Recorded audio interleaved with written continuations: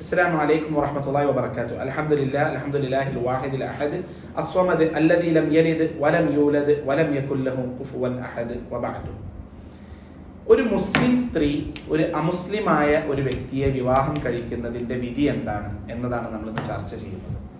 ഇത് കുറച്ച് വിവാദമാകുന്ന അല്ലെങ്കിൽ ആളുകൾക്കൊക്കെ കുറച്ച് കേട്ട് കഴിഞ്ഞാൽ പ്രയാസം തോന്നുന്ന ഒരു മസലയാണ്. എന്താണ് ഇതിലുള്ള സംഭവം എന്നുള്ളത്. അപ്പോൾ ഒന്നാമതായി ആദ്യം തന്നെ ഒരു ഡിസ്ക്രിപ്ഷനായി പറയാനുള്ളത്, നമ്മൾ പല ആളുകളും അല്ലെങ്കിൽ ഇന്ന് ലിബറൽ ചിന്താഗതിയുള്ള പല ആളുകളും ചിന്തിക്കും അല്ലെങ്കിൽ നമ്മളോട് ആവശ്യപ്പെടും, എന്തിനാ നിങ്ങൾ ഈ കാര്യത്തിൽ ഇടപെടേണ്ട ആവശ്യം?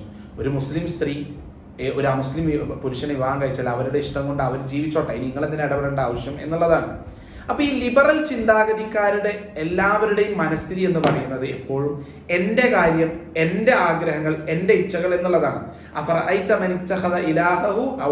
അവരവരുടെ ഇച്ഛകളെ അവരുടെ ആരാധ്യന്മാരായി സ്വീകരിച്ചിട്ടുള്ള ആളുകളാണ്. എന്നാൽ ഒരു മുസ്ലിമിനെ സംബന്ധിച്ചിടത്തോളം അല്ലെങ്കിൽ ഒരു സാമൂഹികമായി ജീവിക്കുന്ന ഒരു മനുഷ്യനെ സംബന്ധിച്ചിടത്തോളം എപ്പോഴും കുടുംബമാണ് ഏറ്റവും പ്രധാനപ്പെട്ട കാര്യം. കുടുംബത്തിൽ നിന്നുകൊണ്ടാണ്, കുടുംബത്തിൽ ഊന്നിക്കൊണ്ടാണ് തൻ്റെ നിയമങ്ങളും തൻ്റെ നിയമസംഹിതകളും എല്ലാം ഇസ്ലാം എന്ത് ചെയ്തിട്ടുള്ളത്, തീരുമാനിച്ചിട്ടുള്ളതും നമ്മളോട് ആവശ്യപ്പെടുന്ന കാര്യങ്ങളും. അപ്പോൾ ഈ ലിബറൽ ചിന്താഗതിക്കാർ ഉള്ളത് വേറൊരു പാരഡൈമിലാണ്, അവർക്ക് ഒരിക്കലും ഉൾക്കൊള്ളാൻ പറ്റുന്നില്ല. അതുകൊണ്ട് തന്നെ നമ്മൾ ഈ സംസാരിക്കുന്നത് വിശ്വാസിയെ സംബന്ധിച്ചിടത്തോളമാണ്, അല്ലെങ്കിൽ ഇസ്ലാമിൽ വിശ്വസിക്കുന്ന ആളുകളെ സംബന്ധിച്ചിടത്തോളം. ഇസ്ലാമിൽ വിശ്വസിക്കുന്ന ഒരുപാട് കാര്യങ്ങൾ, ഇസ്ലാമിൽ വിശ്വസിക്കാനും അള്ളാഹുവിൽ വിശ്വസിക്കാനും ഞങ്ങൾക്ക് 100 കാരണങ്ങളുണ്ട്. ആ 100 കാരണങ്ങളിൽ വിശ്വസിച്ച് കഴിഞ്ഞതിന് ശേഷം പിന്നെ അള്ളാഹു എന്താണോ പറയുന്നത് അത് അതുപോലെ അനുസരിക്കുക, സമഅന വഅതഅന.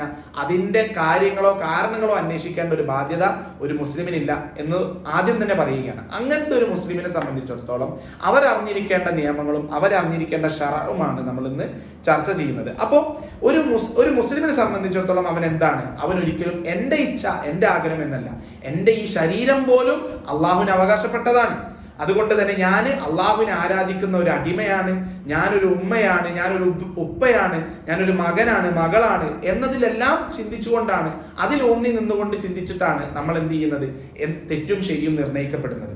അപ്പൊ തെറ്റും ശരിയും നമ്മളെ സംബന്ധിച്ചിടത്തോളം നിർണ്ണയിക്കപ്പെടുന്നത് അള്ളാഹു നമ്മളെ പഠിപ്പിച്ചു തരുമ്പോഴാണ്. അല്ലാതെ എൻ്റെ ഇച്ഛ, എൻ്റെ ആഗ്രഹങ്ങൾ എന്നത് മാത്രമല്ല. ആ ചിന്തയിൽ ഊന്നി ജീവിക്കുന്ന ആളുകൾ അത് വേറൊരു പാരഡൈമിലാണ്, അവർക്കുള്ള നിയമമല്ല ഈ പറയുന്നത്, മറിച്ച് അള്ളാഹുവിൽ വിശ്വസിക്കുന്ന മുസ്ലിമീങ്ങളെ സംബന്ധിച്ചിടത്തോളമാണ്. അപ്പോൾ ഒരു മുസ്ലിം ആയ പുരുഷന് എന്ത് ചെയ്യാൻ പാടില്ല, ഒരു അന്യമതത്തിൽപ്പെട്ട അല്ലെന്നുണ്ടെങ്കിൽ ഒരു മുശ്രിക്കായ സ്ത്രീയെ വിവാഹം കഴിക്കാൻ പാടില്ല. അഹ്ലി കിതാബിൽപ്പെട്ട അഥവാ ക്രിസ്ത്യാനിയും ജൂതയുമായ സ്ത്രീയെ മാത്രമാണ് ഒരു മുസ്ലിമായ പുരുഷന് വിവാഹം കഴിക്കാൻ സാധിക്കുക. അത് മാത്രമേ ഇസ്ലാമിൽ അനുവദിച്ചു തന്നിട്ടുള്ളൂ. ഇനി ഒരു മുസ്ലിം സ്ത്രീക്ക് ഒരിക്കലും തന്നെ അഹ്ലി കിതാബിൽപ്പെട്ട ഒരു പുരുഷനെ പോലും വിവാഹം കഴിക്കാൻ പാടില്ല എന്നതാണ് ഇസ്ലാം പറയുന്ന നിയമം. അപ്പോൾ ഒരു മുസ്ലിം പുരുഷന് ഒരു കിതാബിയായിട്ടുള്ള അല്ലെങ്കിൽ ജൂതയോ ക്രിസ്ത്യാനിയോ ആയിട്ടുള്ള ഒരു സ്ത്രീയെ വിവാഹം കഴിക്കാം എന്നത് സൂറത്തുൽ മാഇദയിൽ ഇറങ്ങിയതാണ്. അതുപോലെ തന്നെ ഒരു മുസ്ലിം സ്ത്രീക്ക് ഒരു അന്യമതത്തിൽപ്പെട്ട, അത് ജൂത മതത്തിൽപ്പെട്ടതോ ക്രിസ്ത്യാനിയായ പുരുഷനായിക്കോട്ടെ, ഒരു മുശ്രിക്കായ അല്ലെങ്കിൽ ഒരു അഗ്നി ആരാധനോ ആരും തന്നെ ആയിക്കോട്ടെ, മുസ്ലിം അല്ലാത്ത ഒരു പുരുഷനെ ഒരു മുസ്ലിം സ്ത്രീക്ക് വിവാഹം കഴിക്കാൻ പാടില്ല എന്നതാണ് ഇസ്ലാം പഠിപ്പിക്കുന്നത്. അതിൽ ഇജ്മാ ഉണ്ട് എന്ന് തന്നെ പറയാം. ഇപ്പൊ ഇമാം മാലിക്, ഇമാം ഷാഫി, ഇമാം ഖുർത്തുബി, ഇബ്ൻ ഖുദാമ ഇവരൊക്കെ പറയുന്നത് ഒരു കാഫിറിന് മുസ്ലിമത്തായ ഒരു സ്ത്രീയെ വിവാഹം കഴിക്കാൻ ഒരു കാരണവശാലും അനുവദിക്കപ്പെട്ടിട്ടില്ല. ഇനി മുസ്ലിം ആയിട്ടുള്ള അല്ലെങ്കിൽ മക്ക മുശ്രിക്കുകളിൽ പെട്ട് ഇസ്ലാം സ്വീകരിച്ച സ്ത്രീകൾ ഹിജറ ചെയ്ത് മദീനയിലേക്ക് എത്തിയതിനു ശേഷം റസൂലുള്ളാഹി സ്വല്ലല്ലാഹു അലൈഹി വസല്ലം കൽപ്പന ലഭിക്കപ്പെട്ടു, ഈ സ്ത്രീകൾ ഒരിക്കലും എന്ത് ചെയ്യാൻ പാടില്ല, തിരിച്ച് പോവാൻ പാടില്ല, അല്ലെങ്കിൽ മക്കയിലേക്ക് അവരുടെ മുശ്രിക്കായ ഭർത്താക്കന്മാരുടെ ഇടയിലേക്ക് പോവാൻ പാടില്ല എന്ന് അവർക്ക് നിയമമായി ലഭിക്കുകയുണ്ടായി എന്ന് ചരിത്രം നമ്മളെ പഠിപ്പിക്കുന്നുണ്ട്. ഇനി ഇബ്നു അബ്ബാസ് റളിയല്ലാഹു അൻഹുവിനെ പോലെ അല്ലെങ്കിൽ ഉമർ ഖത്താബിനെ പോലെയുള്ള വളരെ മൈനോറിറ്റി ആയിട്ടുള്ള ഒരു അഭിപ്രായമാണ് അതായത് അമുസ്ലിങ്ങൾ ഭരിക്കുന്ന നാട്ടിൽ അഥവാ മുസ്ലിങ്ങൾ മെജോറിറ്റി ഇല്ലാത്ത നാടാണെന്നുണ്ടെങ്കിൽ അവിടെ ഒരു മുസ്ലിമായ പുരുഷന് ഒരു കിതാബിയായിട്ടുള്ള സ്ത്രീയെ വിവാഹം കഴിക്കാൻ പാടില്ല എന്നത്.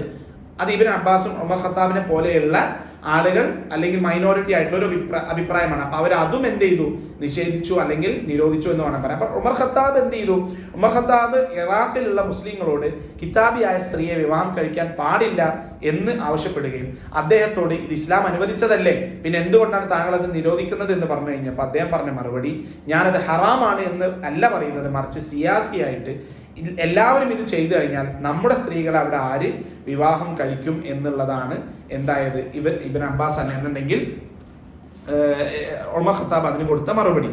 ഇനി ഒരു സ്ത്രീ ഇസ്ലാം സ്വീകരിച്ചു അല്ലെങ്കിൽ ഒരു സ്ത്രീ ഇസ്ലാം സ്വീകരിക്കുകയും അതായത് ഒരു ക്രിസ്ത്യൻ കപ്പിളോ അല്ലെങ്കിൽ ഒരു ജൂ കപ്പിളോ ഒക്കെ അല്ലെങ്കിൽ ഒരു ഹിന്ദു കപ്പിൾ അതിൽ ഈ സ്ത്രീ മാത്രം ഇസ്ലാം സ്വീകരിച്ചു എങ്കിൽ ഒരു അഭിപ്രായമാണ് പണ്ഡിതന്മാർക്കിടയിലുള്ള അതോ ആ സ്ത്രീക്ക് അവരുടെ ഇസ്ലാം അനുസരിച്ച് ജീവിക്കാൻ സാധിക്കുമെന്നുണ്ടെങ്കിൽ എന്ത് ചെയ്യാം, ആ മതത്തിൽ തന്നെ തുടരാം അല്ലെങ്കിൽ അവരുടെ ഭാര്യയെ തുടരാം.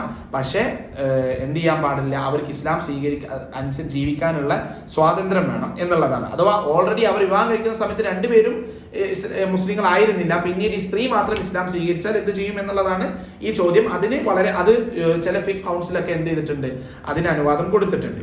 ഇനി എന്താണ് ചെയ്യേണ്ടത്? ഇപ്പൊ നമ്മുടെ മകളോ നമ്മുടെ സഹോദരിയോ ഒക്കെ ഇതുപോലൊരു അന്യമതത്തിൽപ്പെട്ട ഒരാളെ വിവാഹം കഴിച്ചു കഴിഞ്ഞാൽ അപ്പൊ നമ്മൾ എന്ത് ചെയ്യും? അപ്പൊ ഇത് പല ആളുകളും ചോദിക്കുന്ന ഒരു ചോദ്യമാണ്. അപ്പൊ ഇതിനെന്തില്ല, ശറയിൽ കൃത്യമായ ഒരു ഉത്തരമില്ല. നിങ്ങൾ ഇങ്ങനെയാണ് ചെയ്യേണ്ടത്. ഒരു കാരണവശാലും അള്ളാഹു ഹറാമാക്കിയ ഒരു കാര്യത്തിന് നമുക്ക് കൂട്ടു നിൽക്കാൻ പറ്റൂല. അതുകൊണ്ട് തന്നെ ആ വിവാഹത്തിൽ പങ്കെടുക്കാൻ പറ്റുമോ എന്നുള്ള ചോദ്യം ചോദിച്ചു കഴിഞ്ഞാൽ ആ വിവാഹത്തിൽ പങ്കെടുക്കുന്നത് ഒരു കാരണവശാലും നമുക്ക് നല്ലതാവില്ല. കാരണം ആ വിവാഹത്തിൽ പങ്കെടുക്കുന്നതോട് കൂടിയിട്ട് നമ്മൾ എന്താവുകയാണ്, അവർക്ക് ആ ഒരു ചെയ്ത പ്രവൃത്തിയെ നമ്മൾ അംഗീകരിക്കുന്നതിന് തുല്യമാണ്. എന്നാൽ എന്ത് ചെയ്യണം, നമ്മൾ തിരിച്ചതെ അവരോട് വളരെ മോശമായി പെരുമാറാനോ അല്ലെങ്കിൽ ഇന്ന് നാട്ടിൽ കാണുന്ന വിധത്തിലുള്ള ഓണർ കില്ലിങ്സോ അഭിമാന കൊലകളോ അതൊന്നും ഇസ്ലാം ഒരു കാരണവശാലും ഒരു സാഹചര്യത്തിനും അനുവദിക്കുന്നതല്ല.